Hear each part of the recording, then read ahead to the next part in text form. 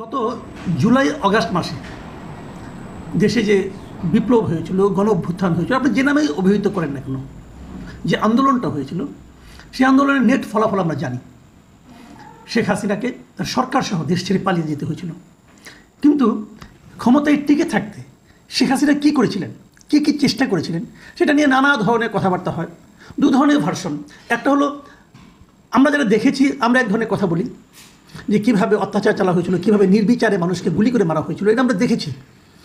সেটার পেছনে যে কারণেই থাক না কেন, শেখ হাসিনার পক্ষ থেকে, আওয়ামী লীগের পক্ষ থেকে অথবা তার অনুগতদের পক্ষ থেকে যে ব্যাখ্যাই দেওয়া হোক না কেন, বাস্তবতা হলো প্রায় হাজার খানেক লোক মানুষকে নির্মমভাবে হত্যা করা হয়েছিল।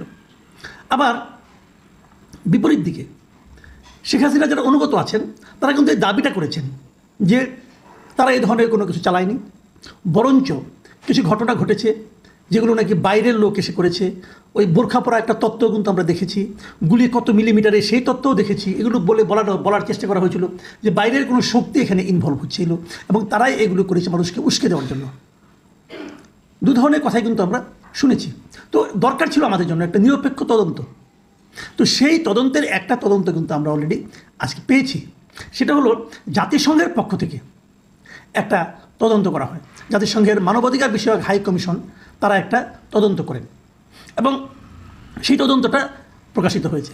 তারা 2024 সালের 1 জুলাই থেকে 15 আগস্ট পর্যন্ত সংঘটিত ঘটনা প্রভাব বিশ্লেষণ করে তারা যে তথ্য অনুসন্ধান প্রতিবেদন প্রকাশ করে সেটা 114 পৃষ্ঠার। এবং সেই সময়ে তারা নাটেনশীল মানে মূলভাবে যেটা হয়েছে সেটা হলো ওই সময়ের নৃশংসতা ও মানবতা বিরোধী অপরাধের জন্য বিগত সরকার, শাসক দল আওয়ামী লীগকে তারা সরাসরি দায়ী করেছে। সরকার বলতে সরকার প্রধান শেখ হাসিনা এবং তার মন্ত্রী এবং তার যত ইনস্ট্রুমেন্ট আছে, যতগুলি তার প্রতিষ্ঠান আছে, বিভিন্ন গোয়েন্দা সংস্থা, এদের সবাইকে দায়ী করা হয়েছে।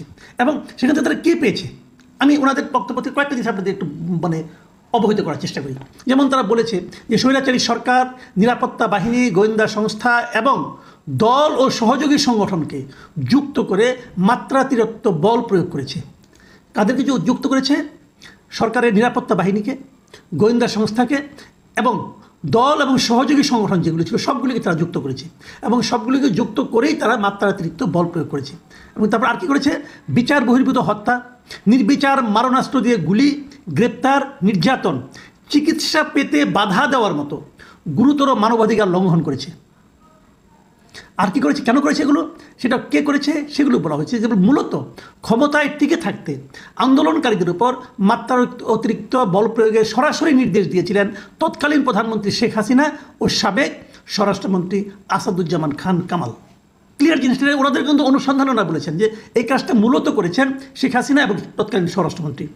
এবং সেই কাজগুলো করার জন্য তারা কারে কারে ব্যবহার করছে সেটা আপনারা শুনতে পেলেন।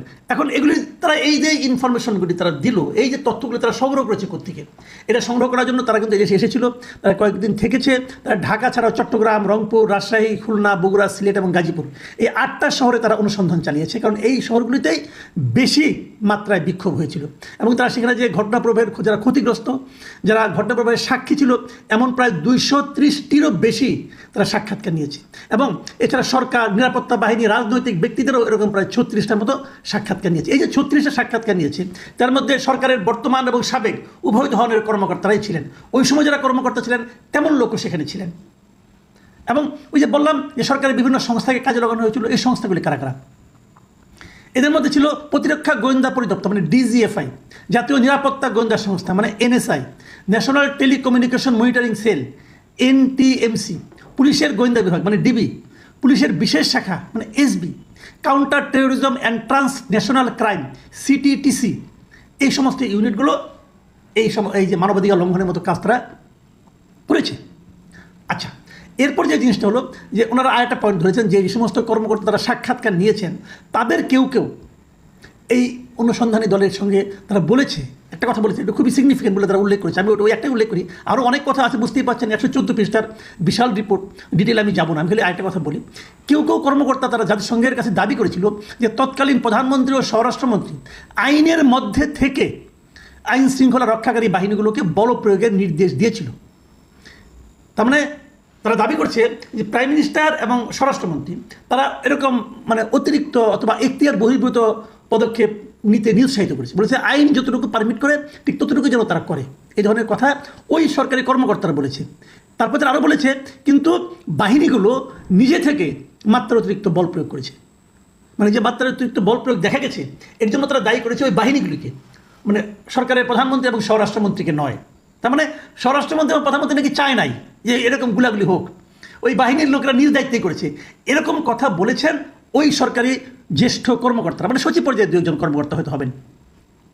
বাট ইন্টারেস্টিং হলো এই জাতিসংঘের যে তদন্ত দলটা ছিল তারা কিন্তু এটা নিয়ে খোঁজাখুঁজি করছে আসলে কি তাই হয়েছিল, কিন্তু তারা এই ধরনের কোনো সত্যতা পায়নি।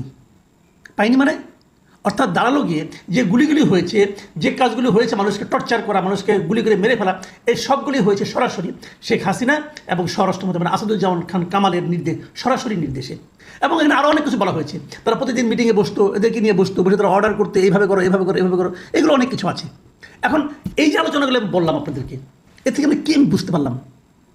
আমরা বুঝতে পারলাম সেই জিনিসটা যে যা কিছু ঘটেছে পুরো জুলাই মাসে এবং অগাস্টের প্রথম কয়েকদিনে যে নির্মম অত্যাচারে দেশে চলেছে, তার দায় কোনো বিবেচনাতেই তৎকালীন সরকার এড়াতে পারে না।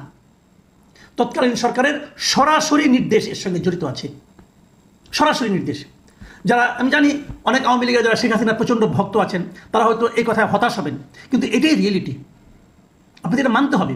আপনারা যারা শেখ হাসিনার ভক্ত আছেন তাদের এই জিনিসটা মাথায় নিতে হবে যে আপনাদের নেত্রী এই অপকর্মটি করেছেন, এই ভয়ঙ্কর অপরাধটা আপনাদের নেত্রী করেছেন, এটা আপনাদেরকে মানতে হবে ভাই। যদি আপনি না মানেন দুঃখ পাবেন, কিন্তু সত্য কখনো মিথ্যা হয়ে যাবে না। আরও অনেক তদন্ত হবে, হয়তো আপনি বলবেন যে এই সরকার ইন্টেনশনালি তদন্ত করেছে, এই সরকার ইচ্ছে করে একটা ভুল তদন্ত করেছে, এই সরকার হাসিনার বিরুদ্ধে হাসিনাকে অপরাধী প্রমাণ করার জন্য করেছে, কিন্তু এটা সরকার করে না, এটা জাতিসংঘ তদন্ত করেছে। কাজে এই তদন্তকে আপনি যদি উড়িয়ে দেন, আপনি দিতে পারেন, কিন্তু সেটা গ্রহণযোগ্য হবে না, মানতে হবে আপনাকে, এটাই সত্য, এটাই নিয়তি। আপনাদের নেত্রী এই কাজটা করেছে এবং শুরু থেকে আমি বলে আসছি এবং আগেও বলেছি, আওয়ামী লীগকে যদি ঘুরে দাঁড়াতে হয় আপনারা শেখ হাসিনাকে চিন্তার বাইরে রাখেন, উনি খুনি একজন।